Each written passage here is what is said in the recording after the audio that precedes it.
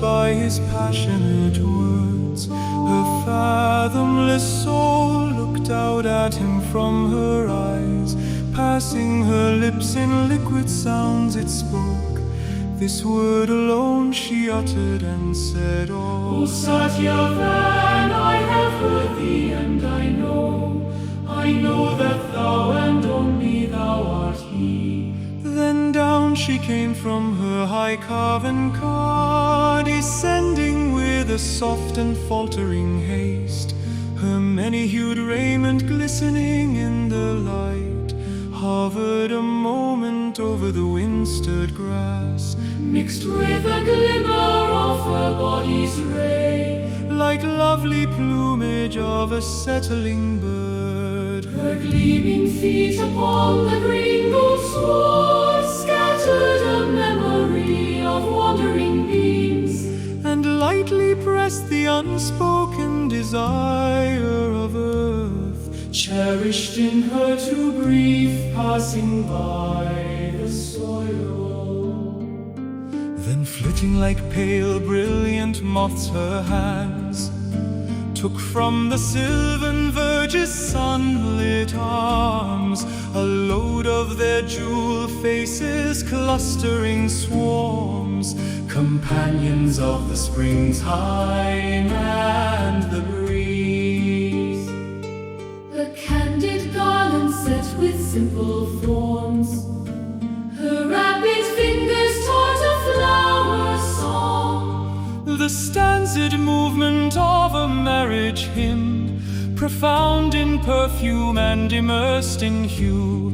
They mixed their yearnings, colored signs, and made The bloom of their purity and passion one. a sacrament of joy in treasuring palms. She brought flower symbol of her offered life.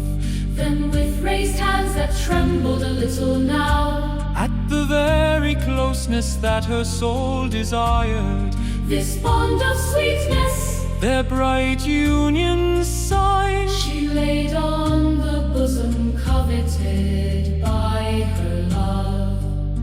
As if inclined before some gracious God, who has out of his mist of greatness shone, To fill with beauty his adorers' hours, she bowed and touched his feet with worshipping hands. she made her life his world for him to tread, and made her body the room of his delight.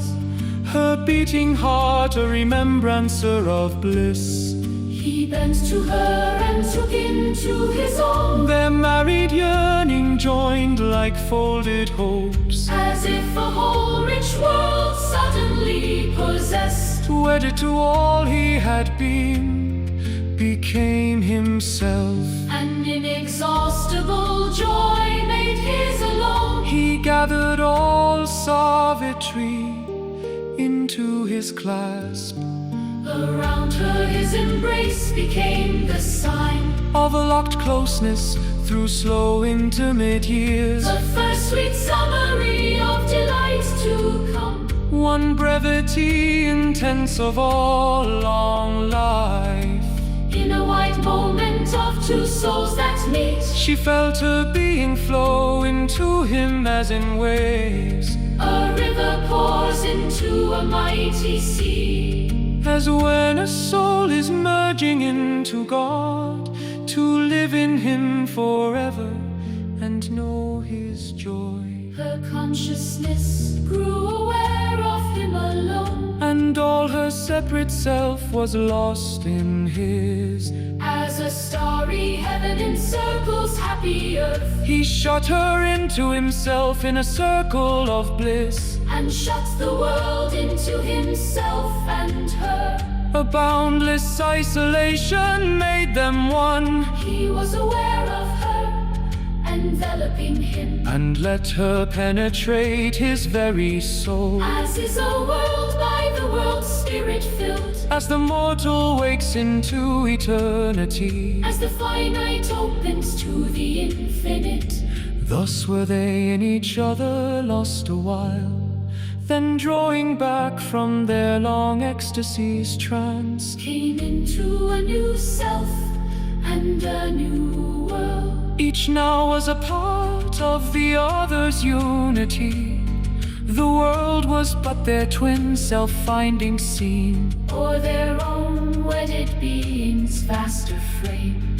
On the high glowing cupola of the day, Fate tied a knot with morning's halo threads, while by the ministry of an auspice hour, heart bound before the sun their marriage fire.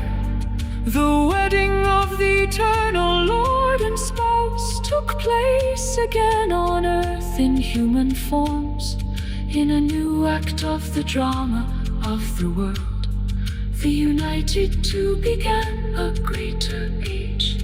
In the immutable ideal world, one human moment was eternal made.